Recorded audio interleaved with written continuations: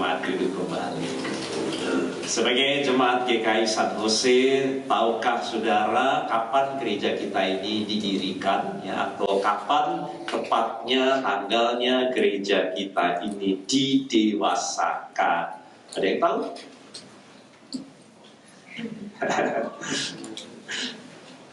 Iya.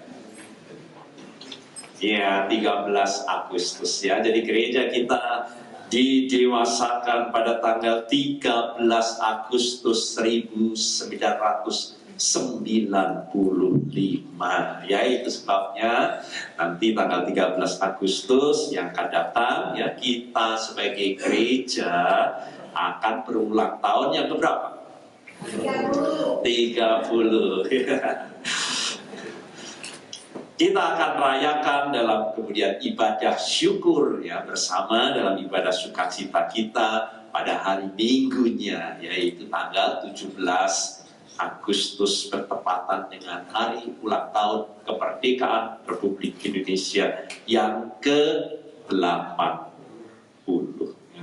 Maka mari kita bersukacita oleh karenanya, mari kita bersyukur bersama. Tadi sudah disampaikan, kita dapat menyampaikan sukacita kita ya, karena gereja adalah kita semua dan kita berulang tahun dan dapat mengundang teman-teman untuk bersukacita bersama. Jadi saudara-saudara, Tuhan Yesus kepala gereja mendirikan gerejanya, termasuk GKI San Jose ini, di atas dasar ajaran dari para rasul. Bagaimana Rasul Paulus berkata, aku telah meletakkan dasarnya supaya kita membangun di dalamnya untuk menjadi tempat.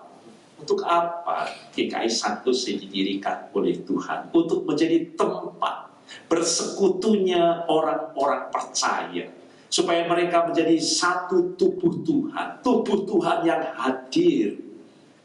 Dan buat kita didirikan di tempat ini supaya tubuh Kristus, persekutuan orang-orang percaya itu hadir di San Jose ini dan sekitarnya, di Bay Area bahkan mungkin lebih, untuk saudara menjadi tempat bersekutunya kita semuanya ini, khususnya sebagai gereja GKI untuk kalangan orang-orang percaya yang berlatar belakang Indonesia.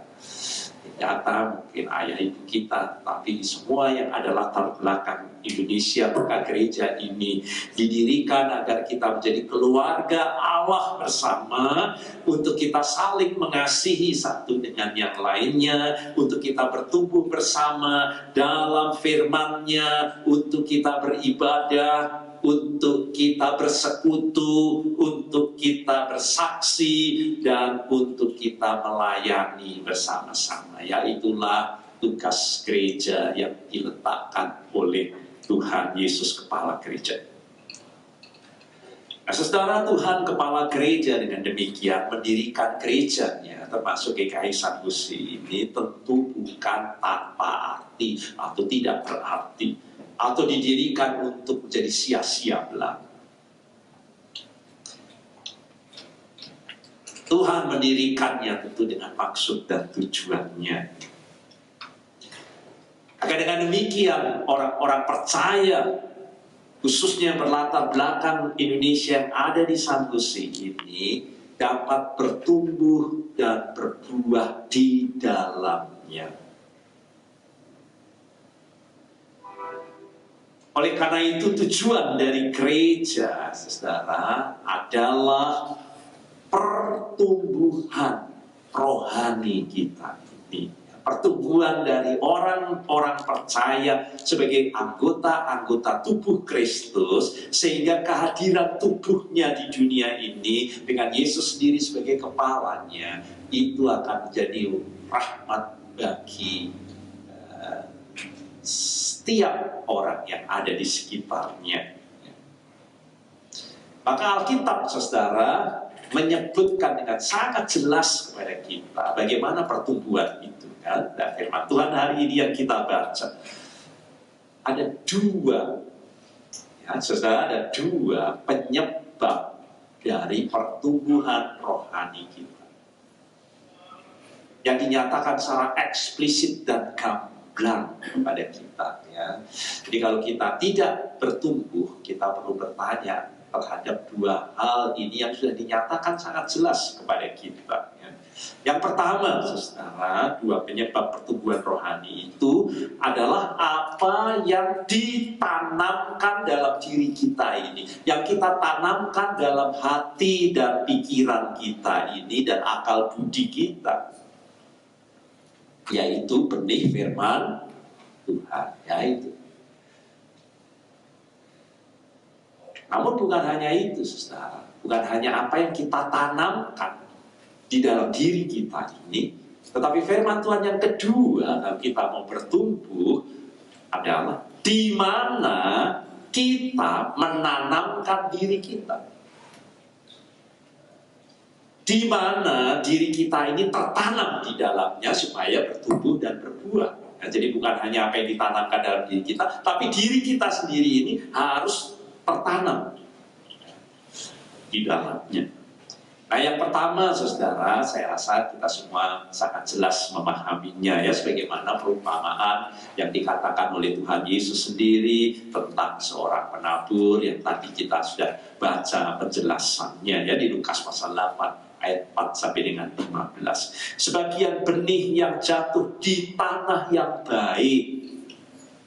Apakah saudara datang senantiasa saat membaca firman Tuhan, saat mendengar firman-Nya, saat kita bersyukur, apapun, tanah kita inilah tanah yang baik, siap untuk ditanam oleh benih firman Tuhan itu. Nah, setelah itu bertumbuh, berbuah 100 kali lipat, ya, di ayatnya yang ke-8, Lukas 8. Apa artinya itu? Dijelaskan kemudian oleh Tuhan Yesus sendiri di ayatnya yang ke-15. Yang jatuh di tanah yang baik itu ialah orang yang setelah mendengar firman itu menyimpannya dalam hatinya, menyimpannya. Jadi bukan masuk telinga kanan keluar, tapi masuk ke dalam hatinya, tertanam di dalam hatinya, dan kemudian mengeluarkan buah karena bertekun dengan benih firman Tuhan itu. Jadi ini yang pertama, saudara, kita semua sudah memahaminya. Agar dapat berbuah secara rohani, tanamkan firman Tuhan itu, ya, di dalam hidup kita ini. Bertekun untuk menerima firman Tuhan dalam hal apapun, dalam persekutuan, dalam ibadah, dalam saat teduh, dalam Facebook, dalam apapun, saudara. Tanamkan firman Tuhan dan menyimpannya dengan baik untuk kita lakukan, untuk kita pelihara firman Tuhan itu sehingga bertumbuh beratus-ratus kali lipatnya. Nah, sekarang yang kedua, saudara, bukan hanya apa yang kita tanamkan dalam diri kita, tetapi firman Tuhan juga berkata bahwa diri kita ini untuk bertumbuh juga harus tertanam. Nah, pertanyaannya, tertanam di apa kita ini, dan di mana kita ini tertanam? Maka bacaan kita yang pertama, saya bacakan lagi Mazmur 92, saudara, ayat 14. Masukkan ini dalam hati saudara, karena ini sangat penting buat kita. Mereka yang ditanam di mana? Di bait Tuhan. Jadi di mana kita harus tertanam di dalamnya? Mereka yang ditanam di bait Tuhan. Inilah yang akan bertunas di pelataran Allah kita. Maka pada masa tua pun mereka masih berbuah menjadi gemuk dan segar. Akan bertunas, dikatakan kalau kita mau tertanam di dalamnya, kita akan segera bertunas, ya, will flourish, menjadi gemuk dan segar, ya, will stay fresh and green, ya. Tumbuh dengan subur, itu artinya akan maju, berjalan baik, akan membiak di dalamnya, akan berkembang di dalamnya. Caranya, saudara, dikatakan harus tertanam di bait Tuhan, atau menyertai Tuhan itu rumah Tuhan. Jadi apa artinya itu? Bagaimana praktisnya bahwa kita ini ditanam di rumah Tuhan? Ya, maka mari kita pahami apa arti rumah Tuhan dalam Alkitab kita. Karena ini sangat penting untuk kita memahami bahwa kita harus tertanam di rumah Tuhan. Kapan Alkitab menyebut pertama kali munculnya istilah rumah Tuhan? Nah, dari situ kita akan mulai memahami apa itu artinya tertanam di rumah Tuhan. Kapan Alkitab pertama kali menyebut adanya istilah rumah Tuhan?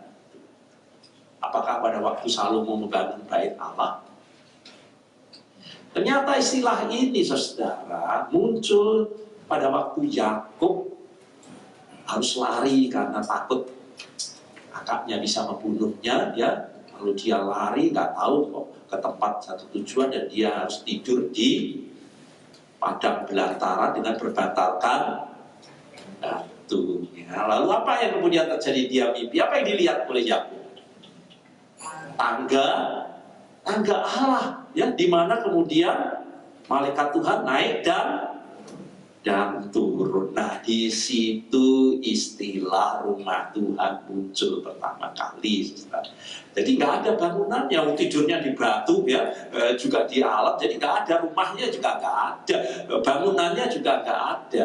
Tapi tempat di mana Yakub memperoleh penglihatan bahwa Tuhan turun,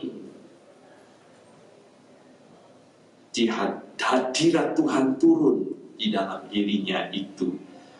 Tempat itu kemudian dinamakan apa? Betel, saudara, ya. Jadi apa artinya Betel itu? Betel, rumah Tuhan. Dan yang aku sangka ternyata ini adalah rumah, tempat di mana aku ini tidur ini ternyata adalah rumah Tuhan. Ada rumahnya nggak? Nggak ada, kan, ya. Jadi apa yang dimaksud dengan rumah Tuhan di situ? Sangat jelas kalau sudah baca di Kejadian 28, 16 sampai dengan 22. Rumah Allah itu artinya menandakan bahwa Allah itu hadir, ya, bahwa Allah itu hadir dan mau bersama dan diam di tengah-tengah Yakub, dan janjinya juga kepada umatnya itu untuk menjadi Tuhan dan Allah mereka. Aku ini hadir akan bersama dengan engkau untuk menjadi Tuhan dan Allahmu. Maka aku akan menyertai engkau. Aku akan melindungi engkau. Di tengah banyak ketidakfahaman Yakub bagaimana harus memperjalankan, sekarang engkau berjalan bersama dengan aku, ini menyertai engkau, aku ini bersama dengan engkau. Maka itu sebabnya dikatakan engkau harus berbakti kepada Allah, beribadah kepadanya, untuk kemudian bersama dengan yang lain untuk menjadi umatnya yang kudus. Maka kemudian dia mendirikan mezbah penyembahan kepada Tuhan.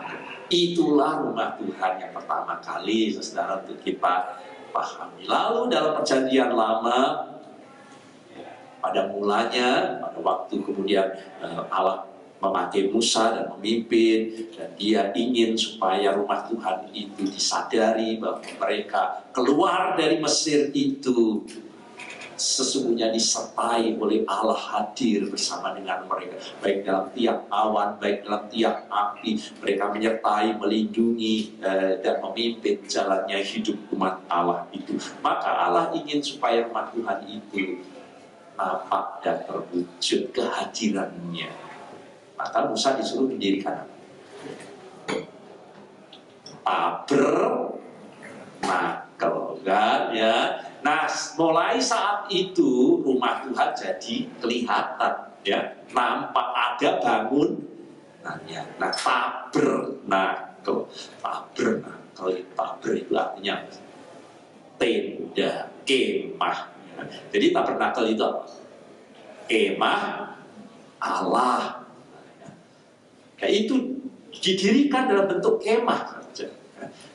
Tapi karena orang Yahudi itu tidak berani menyebut nama Allah, maka dia tidak berani berkata ini kemah Allah, tapi apa? Kemah suci. Ya. Maka disebut sebagai kemah suci di dalamnya. Artinya apa itu, saudara? Nah, kalau kita lihat sampai dengan kitab Wahyu, ya, mulai ini penutup dari Alkitab, di situ juga muncul kemah Allah, itu dikatakan adalah menandakan kehadiran Allah di tengah-tengah umatnya. Jadi itulah arti rumah Tuhan. Bahwa Tuhan itu hadir di tengah-tengah umat. Ya, itulah rumah Tuhan buat kita. Ya, kalau sudah lihat di Wahyu 21 ayat 3 dikatakan kemah Allah itu adalah kehadiran Allah di tengah umatnya. Tempat kudus, tempat Allah berdiam di tengah-tengah umat Israel. Ya, itulah artinya tabernakel. Keluaran 25 ayatnya yang ke-8.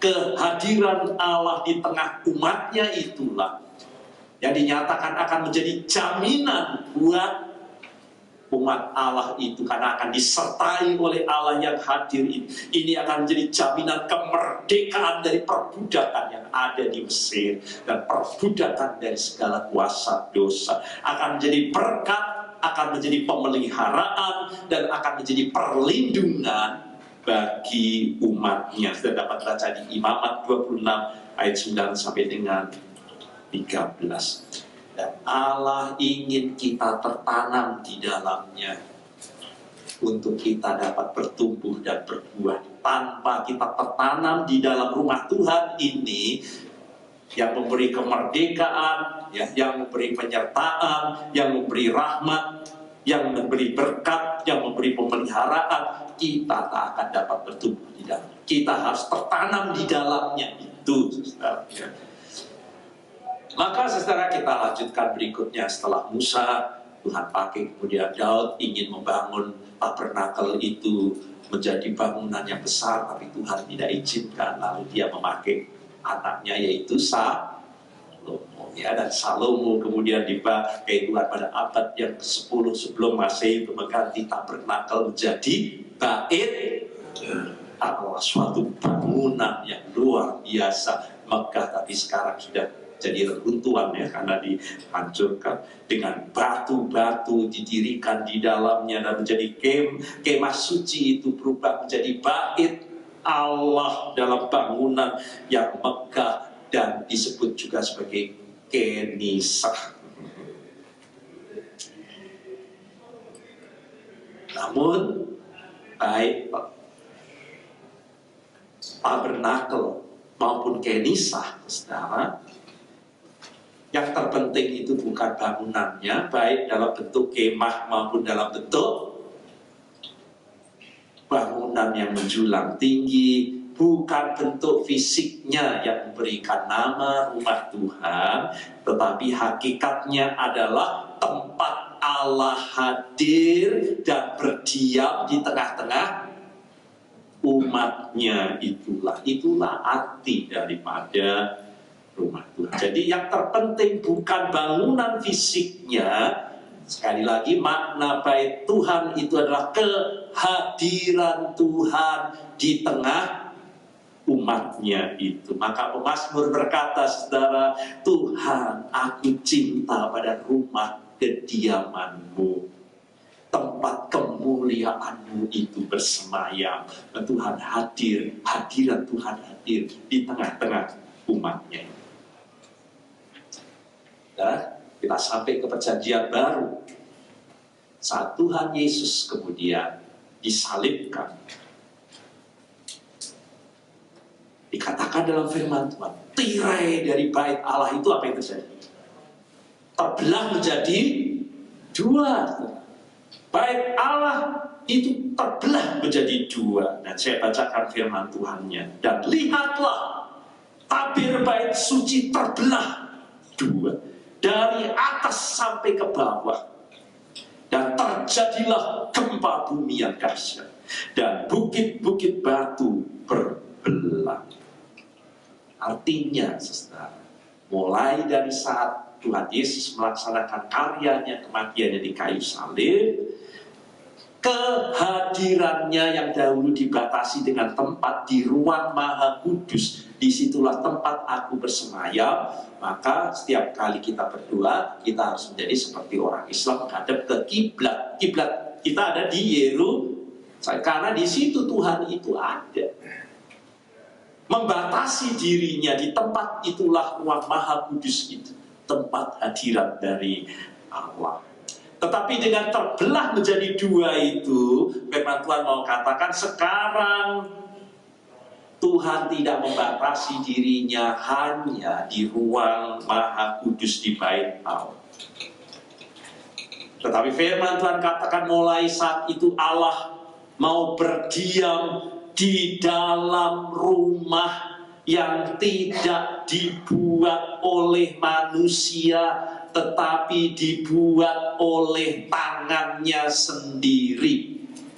Jadi bukan lagi tabernakel yang dibangun tangan Musa, juga bukan bait Allah yang dibangun tangan manusia melalui Salomo dan kemudian direnovasi, diperbarui kembali setelah dihancurkan dan seterusnya. Allah tidak berdiam dalam rumah yang dibangun oleh tangan manusia, tetapi aku akan berdiam di dalam rumah Tuhan yang dibangun oleh tangan siapa? Tuhan Yesus sendiri. Saya bacakan ayatnya ya saudara. Tetapi yang maha tinggi itu tidak diam di dalam apa yang dibuat oleh tangan manusia. Tidak lagi. Tirai itu telah terbelah menjadi dua. Jadi tempat rumah Tuhan bukan lagi dibangun oleh tangan manusia, seperti yang dikatakan oleh Nabi, langit adalah tataku dan bumi adalah tumpuan kakiku. Rumah apakah yang akan kamu dirikan bagiku? Sanggupkah kamu mendirikan rumah dengan Allah yang maha besar dan agung seperti itu? Demikian firman Tuhan. Tempat apakah yang akan menjadi perhentianku? Lalu ini jawabnya, saudara. Bukankah tanganku sendiri yang akan membuat semuanya itu? Jadi rumah Tuhan ini akan dibuat oleh siapa? Tangan Tuhan Yesus sendiri. Nah, pertanyaannya sekarang sampai di sini, lalu itu apa itu? Rumah Tuhan yang dibangun oleh tangan Tuhan sendiri itu apa? Tempat apakah yang dibuat oleh tangan Tuhan, di mana Tuhan mau berdiam di dalamnya, yang tidak dibuat oleh tangan manusia, tetapi dibuat oleh tangan Allah sendiri. Saya bacakan Efesus pasal 2 ayat 10, saudara. Karena kita ini Efesus. Jadi kita di situ siapa? Jemaat Efesus, ya. Sebab kita ini jemaat gereja Efesus, buatan siapa? Buatan Allah, diciptakan dalam Kristus Yesus, dibuat oleh tangan dari Yesus Kristus sendiri untuk melakukan pekerjaan baik yang dipersiapkan Allah sebelumnya. Maka ini katakan saudara, mengapa kita harus tertanam? Ia mau supaya kita ini, gereja ini, hidup di dalamnya. Hidup di dalamnya, yang dibangun oleh Tuhan itu sendiri. Jadi siapa kita di sini? Jemaat dan gereja. Jemaat dan gereja yang dititipkan. Dan Tuhan mau kita ini untuk diam di dalamnya. Itu kata lain, kita tertanam di dalamnya, untuk kita menjadi gereja dan jemaat Tuhan yang hadir di dunia ini, supaya kita tertanam di dalamnya. Maka dikatakan, atau tidak tahukah kamu, ini yang tadi kita baca bersama, bahwa tubuhmu itu, tubuh Kristus, jemaat Korintus itu yang didirikan Tuhan, itu adalah bait Roh Kudus yang diam di dalam kamu. Roh Kudus yang kamu peroleh dari Allah, dan kamu bukan milik kamu sendiri. Karena kita dibuat oleh Allah, sebab kamu telah dibeli dan harganya telah lunas dibayar. Karena itu muliakan Allah dengan tubuhmu. Jadi saudara, maksud rumah Tuhan adalah sampai dengan perjanjian baru adalah jemaat dan gereja yang didirikan oleh Tuhan. Dan karena setiap anggotanya adalah bagian dari rumah Allah itu, maka kita semua adalah rumah Tuhan. Tidak tahukah bahwa kamu, jemaat Korintus, jemaat setempat, jemaat lokal, ya, local church, yaitu Korintus, adalah bait Allah, rumah Allah. Dan bahwa roh Allah diam di dalam kamu, hadir di tengah-tengah umatnya itu. Sebab bait Allah adalah kudus, dan bait Allah itu ialah kamu, jemaat gereja Korintus. Nah, sekarang kita ambil kesimpulan, saudara. Jadi, ditanam di bait Tuhan, planted in God's house, itu menekankan pertama kehadiran Tuhan. Jadi Tuhan hadir di tengah-tengah kita, umatnya. Relationship, hubungan kita dengan yang akan menyebabkan pertumbuhan dalam kehidupan kita ini. Untuk kita tidak memisahkan diri dari, namanya jemaat itu persekutuan tubuh Kristus orang-orang percaya. Agar kita tidak memisahkan diri dari anggota-anggota tubuh Kristus yang lain. Maka Tuhan berkata, sebab di mana ada 2 itu minimal, dan 3 orang berkumpul dalam namaku, aku akan ada di tengah-tengah mereka. Akan menjadi rumah Tuhan. Itu rumah Tuhan hadir di tengah-tengah kita ini. Tapi nggak ada yang bilang sendirian, nggak butuh yang lain. Lalu yang kedua, saudara, kita harus tertanam di bait Tuhan itu. Tertanam, saudara, mari kita pahami. Namanya saja tertanam. Jadi kalau saudara milih tertanam di rumah saya, saudara nggak akan pindah-pindah lagi, kan? Kecuali saudara tertanam itu being stationary, permanen. It doesn't move around, saudara, ya. Jadi tidak bergerak ke sana kemari sesukanya. Itu berarti mengikatkan diri, membuat komitmen di dalamnya untuk bersama-sama di tempat itu. Kita mengambil komitmen kita di tempat itu. Jadi it is in the fixed location, kan? Di lokasi yang tetap.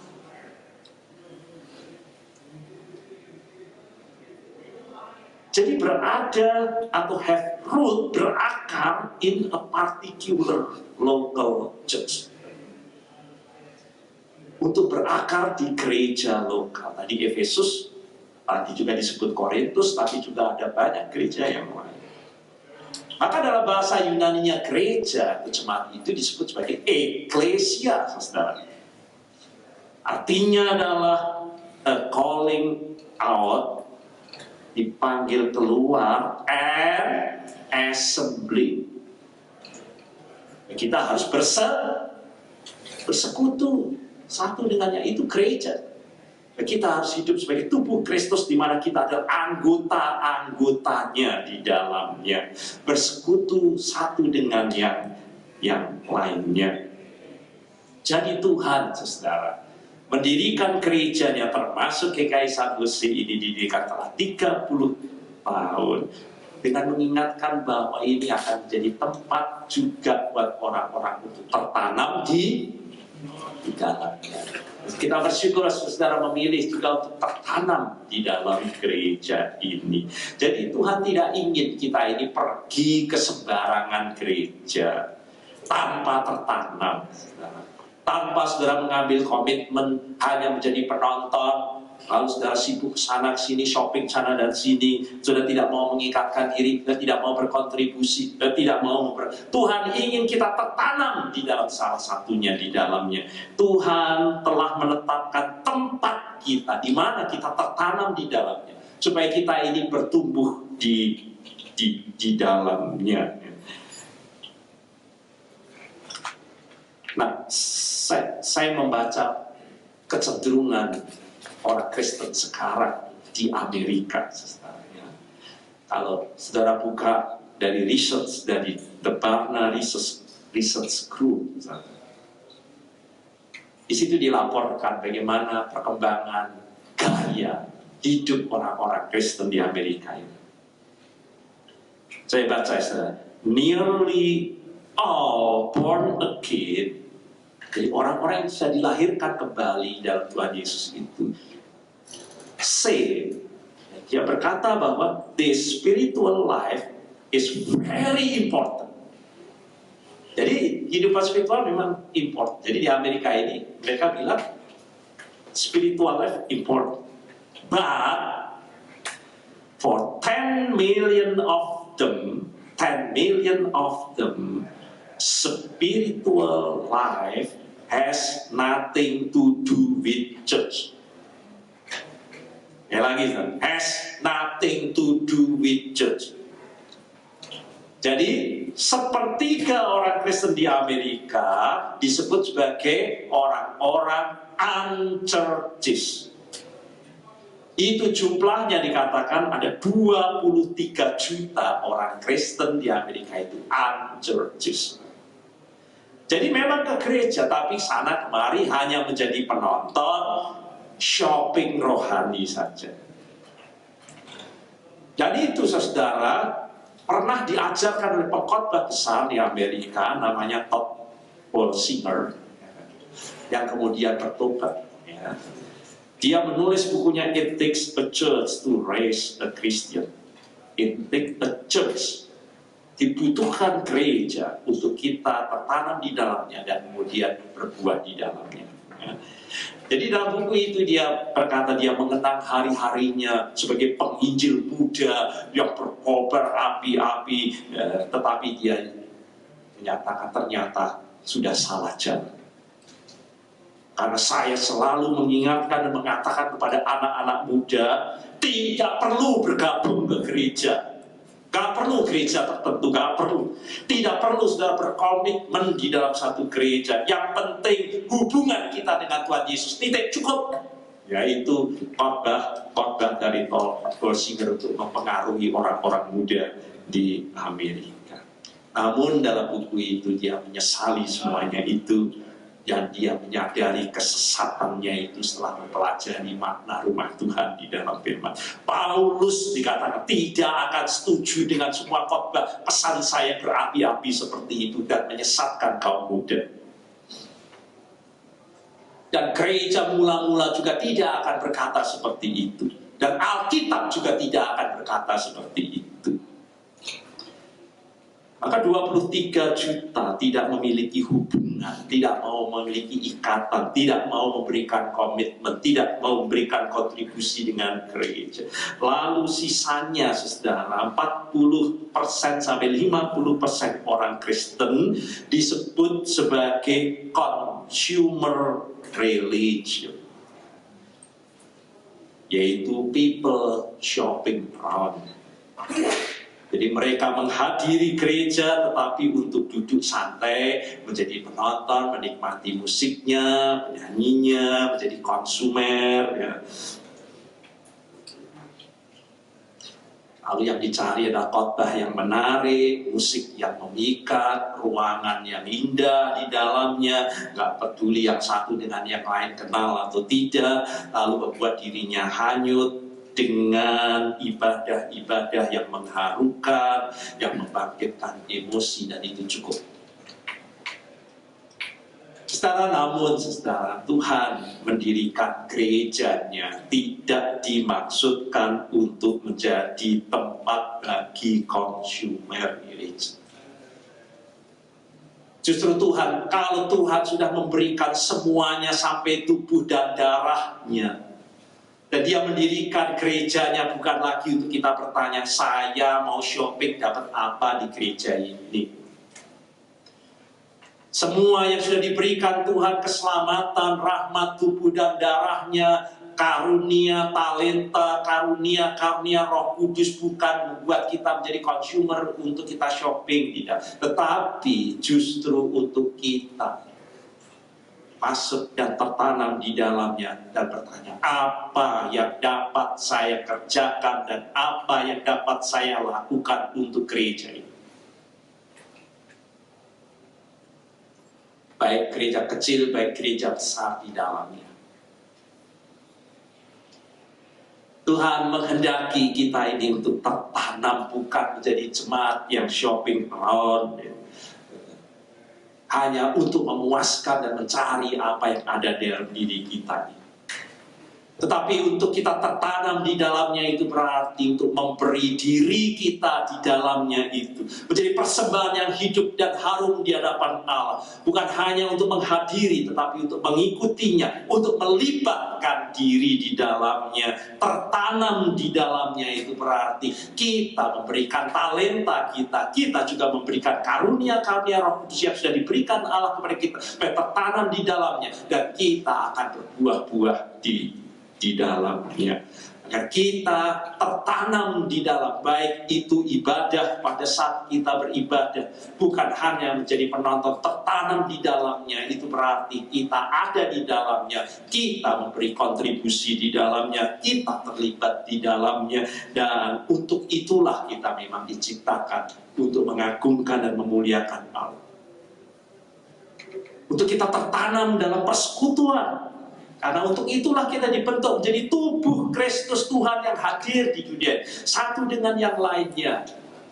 Untuk kita ini masuk dalam proses pemuritan di tempat itu. Karena untuk itulah kita memang dijadikan supaya kita makin terus serupa dengan Kristus, agar kita terlibat pelayanan di dalamnya, memberi talenta anugerah kita untuk melayani Tuhan di dalamnya.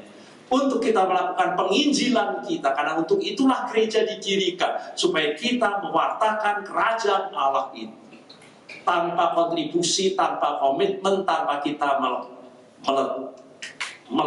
tertanam di dalamnya, bagaimana kita dapat mengatur strategi dan merencanakan penginjilan kita di dalamnya. Maka saudara memasuki usia yang ke-30 tahun gereja kita, Tuhan mendirikan bukan untuk jadi gereja yang sia-sia. Kita ingin sesuai dengan namanya, orang-orang yang berlatar belakang Indonesia dapat dipakai Tuhan. Dan kita bersyukur dan berdoa dengan English Service untuk kita juga dapat dipakai mengembangkan menjadi multi etnik, bukan hanya untuk yang berlatar belakang Indonesia. Agar terus kita ini bertunas, bertumbuh subur. Saya akhiri sama seperti yang dikatakan Mazmur 90 ayat 13. Kalau kita mau tertanam di dalamnya, dan saya tidak bertanya saya dapat apa, tapi tertanam di dalamnya, apa yang dapat saya berikan untuk mengeluarkan buah dalam kehidupan ini, maka kita akan bertunas seperti pohon korma, a palm tree, akan bertumbuh subur seperti pohon aras di Libanon, a cedar in Lebanon. Maka dengan tertanam di bait Tuhan itu dikatakan pertama, kita akan bertumbuh seperti pohon korma. Dan itu doa kita untuk usia kita yang ke-30. Dalam bahasa Ibrani-nya, korma itu adalah tamar.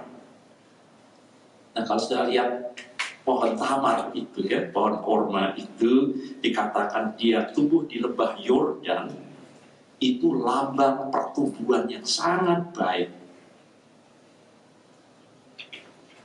Pohon korma itu dikenal dengan kelurusan, tegak, lurus tegak. Itu tandanya, saudara, itulah orang benar. Orang benar itu lurus tegak dalam hidupnya, tidak lika-liku, tidak munafik, tidak. Dia akan bertumbuh tegak, lurus, itu berarti tegak, tak tergoyahkan dalam hidup ini. Teguh, taat, setia. Itu orang yang tertanam di bait Tuhan. Tetapi juga penuh dengan keindahan dan keelokan. ya, akan menjadi terang, akan menjadi saksi, menjadi berkat. Karena tamar, namanya saya tamar, itu lambang keelokan, kecantikan. Ya. Saya tidak lihat ada jemaat di GKI Sanusi yang namanya Tamar. Tetapi nama Tamar ini nama yang populer di kalangan orang ya, itu nama wanita. Karena itu cantik, molek di dalamnya, indah. Dan itu lambang kemenangan, lambang kegembiraan. Oleh karena tak tergoyahkan oleh godaan, ujian, tantangan, pencobaan. Maka Yesus pada waktu masuk ke Yerusalem disambut dengan apa? Daun palma, ya, daun korma itu waktu memasuki Yerusalem. Motif korma itu juga menghiasi banyak bangunan-bangunan indah, menarik, menawan, ya, di dalamnya. Tetapi juga dikatakan akan bertumbuh seperti pohon aras di Libanon, ya, dalam bahasa Ibrani-nya Eres, Kedros dalam bahasa Yunani-nya. Ini pohon yang digunakan untuk berbagai macam keperluan hidup manusia. Karena begitu kuatnya dan indahnya kayu ini, sangat keras dan tahan lama. Itu sebabnya dipakai untuk menjadi rumah Daud, dipakai untuk membangun bait Allah. Salomo dipakai pohon aras ini. Setelah pembuangan juga dibangun bait Allah, juga memakai pohon ini. Tingginya dapat mencapai 40 meter tingginya. Dan itu melambangkan secara iman yang tinggi. Artinya berguna bagi Tuhan.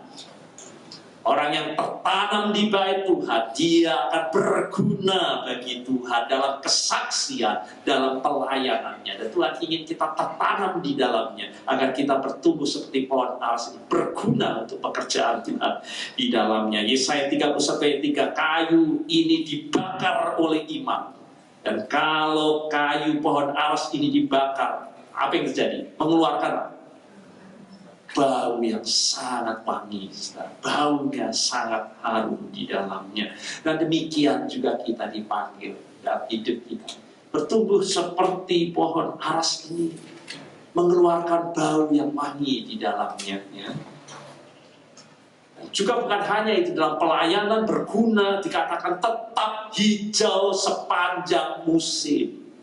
Pohon aras ini biar dingin, biar panas, tetap hijau. Artinya dalam melayani Tuhan tidak suam-suam kuku, tidak pagi ini giat besok lalu tidur, tidak burn out dalam kehidupan ini, tidak mundur, tidak kendor dalam melayani Tuhan. Inilah orang yang bertumbuh seperti pohon aras. Digunakan juga sebagai rempah-rempah. Pohon ini kalau sudah lihat berguna. Kalau sudah lihat karangan bunga juga dipakai pohon aras ini. Jadi secara hidupnya lurus, benar, tidak tergoyahkan, teguh, setia, taat di dalamnya. Hidupnya berguna untuk Tuhan, menjadi terang, menjadi kesaksian, terlibat dalam pelayanan Tuhan, tak terkalahkan oleh godaan, tak akan burn out, tak akan goyah dalam menghadapi tantangan, ujian, masalah dalam kehidupan ini. Dan Allah ingin kita tertanam di dalamnya. Dan saya berdoa saudara menyambut usia 30 tahun gereja ini, kita sungguh-sungguh bukan hanya menanamkan firman Tuhan dalam diri kita, tapi kita juga mau tertanam di dalam rumah Tuhan. Dan kita semua bertumbuh, dan saya berdoa kita semua akan bertumbuh seperti pohon korma dan pohon aras di Libanon. Amin.